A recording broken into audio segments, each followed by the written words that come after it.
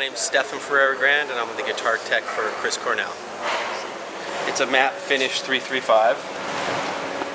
And if you look at it, if you get it from the side, you can still see some of the grain, the wood grain through that. I've knocked off the chrome off of this a little bit, and we put the Lollertron pickups. That's a big portion of our sound. In the other 3.5, we're using the Lollar Imperial, the basic Imperials, not the overwounds or the underwounds. And Gibson's coming out, like I said, with a signature model of this instrument, and it should be pretty much like this. The only thing that we do with them is we take off the number indicators, the little metal pieces that stick up, change out the pickups, but the signature model is going to come with a Lollertron. This one's actually got an acoustic bridge on it that we're really kind of probably going to get rid of, but that's why this piece is shiny.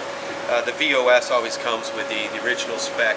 VOS usually comes with aged hardware, and then it's also got the nitrocellulose finish on it. As you can see with this one, I think most of your readers will realize we're trying to go after Neil Young's guitar, right? So that's what we were doing here. And it's got the Seymour Duncan mini humbucker and the P90 style pickup in the neck position.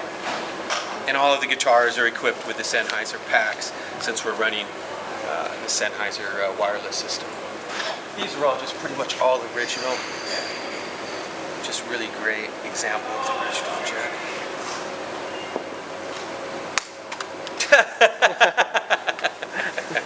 Let's go with the sparkle jet too. And with the Gretches, strangely enough, the pickups are just fantastic. These ones are for some reason this guitar will squeal every now and then. It's a little bit less stable than the black guitar, but both of these guitars are vintage and sound just fantastic.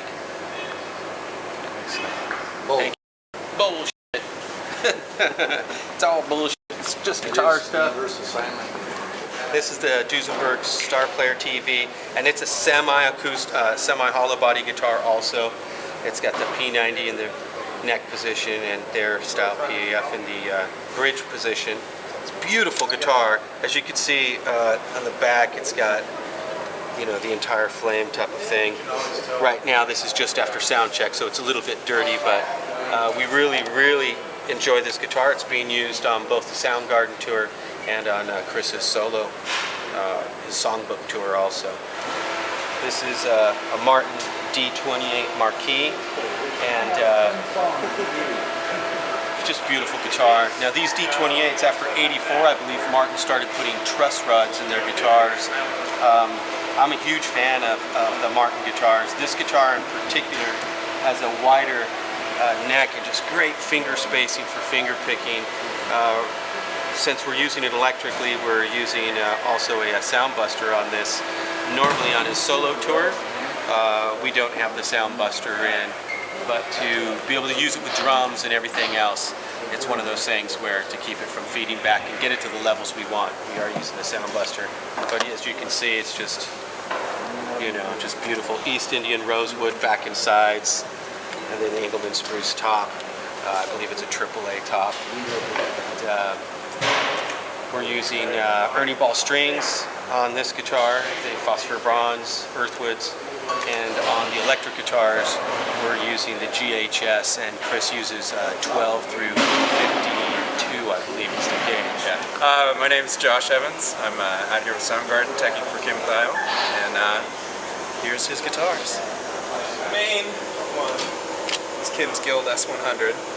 This is a 70s, well, this is a 90s reissue of the 70s guitar, which they reissued after Soundgarden got popular in the 90s. So he's got 3 different ones of those that we use for different tunings and sounds. This Firebird gets used a lot on the new record. It's been tuned in the E tuning. Got a couple of those. And then just in the past couple of years, Kim's been playing the S300, which is this is a 78 or 79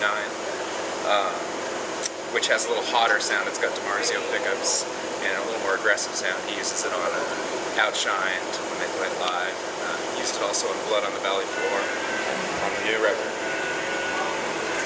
And then we've got a Telly that occasionally gets used, not very often, but used on songs like Mailman, some of the Down on the Upside songs. Okay. And this one's fun. Les Paul, but Kim calls it the Diet Les Paul. It's a little slimmer. It's used mostly as a backup, but I think he used this on some of the early records, Louder Than Love, things like that. And that's the main rig.